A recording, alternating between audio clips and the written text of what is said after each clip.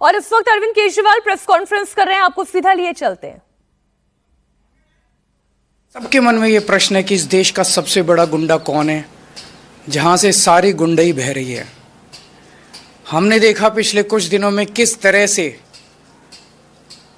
लोगों के ऊपर हमले किए जा रहे हैं, आम आदमी पार्टी के कार्यकर्ताओं पे हमले किए जा रहे हैं, जनता को धमकियां दी जा रही हैं, खुलेआम जनता को धमकी दी जा रही है कि बीजेपी में आ जाओ नहीं तो ये कर देंगे वो कर देंगे। खुलेआम मारपीट हो रही है, हमले हो रहे हैं, हिंसा हो रही है और बगल में पुलिस वाले खड़े होकर देख रहे हैं। पुलिस हेल्पलेस है, पुलिस लाचार है, पुलिस बेसहारा है, वो कुछ कर नहीं पा रही है। ऐसा नहीं कि वो करना नहीं चाहते हैं। जब बगल में खड़े हुए पुलिस वाले से कुछ लोग पूछते हैं कि आप कुछ कर क्यों नहीं रहे, बोले जी ऊपर से आदेश है। तो वो कौन गुंडा है जिसके सामने दिल्ली पुलिस थरथराती है? वो कौन गुंडा है जिसके सामने दिल्ली पुलिस लाचार है? वो कौन गुंडा है जिससे दिल्ली पुलिस डरती है?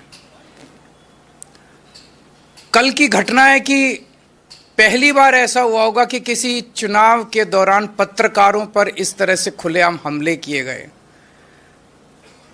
कल दिल्ली के अंदर में ख्याल से 7 पत्रकारों के ऊपर हमले किए गए। एक का सर फोड़ दिया, सारी रात उनको थाने में गिरफ्तार करके रखा। जिन लोगों ने हमला किया उनको भगा दिया गया और जो पत्रकार उसे कवर करने गए थे उन पत्रकारों को गिरफ्तार किया गया। उनके साथ गुंडों ने मारपीट की। ये कोई किसी रिमोट विलेज की घटना नहीं है, ये संसद से 1 किलोमीटर दूरी के ऊपर हुआ, ये सुप्रीम कोर्ट से 1 किलोमीटर की दूरी के ऊपर हुआ, ये इलेक्शन कमीशन से 1 किलोमीटर की दूरी पे हुआ। तो इस देश का वो कौन गुंडा है, वो कौन गुंडों का सरदार है जिसको देश के सारे गुंडे रिपोर्ट करते हैं?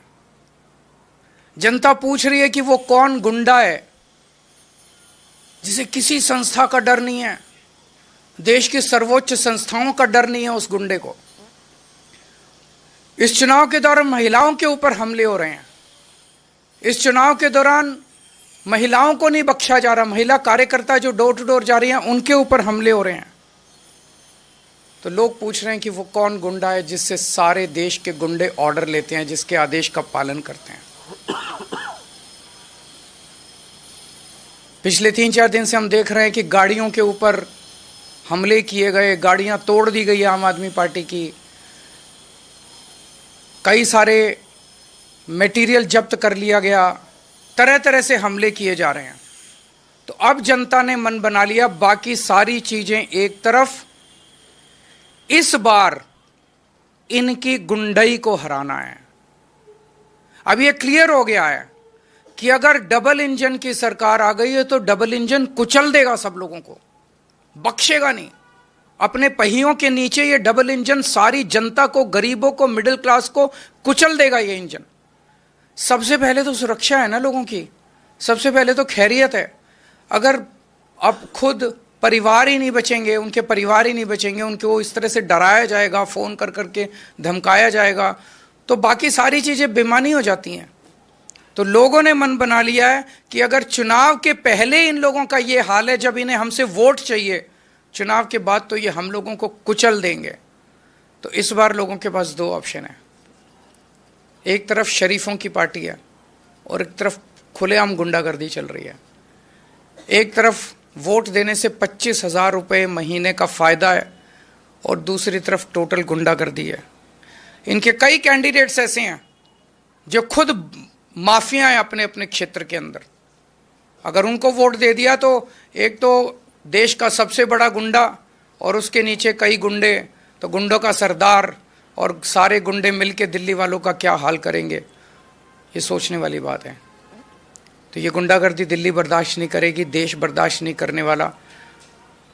लोग शरीफ हैं, लोग शांति से जीना चाहते हैं। दूसरी बात जो सबके सामने आ रही है, हमारे देश के स्वतंत्रता सेनानियों ने बड़ी बड़ी कुर्बानियां देके देश को आजाद कराया। कई लोग फांसी चढ़ गए। वो इसलिए फांसी चढ़े थे कि देश में जनतंत्र होगा,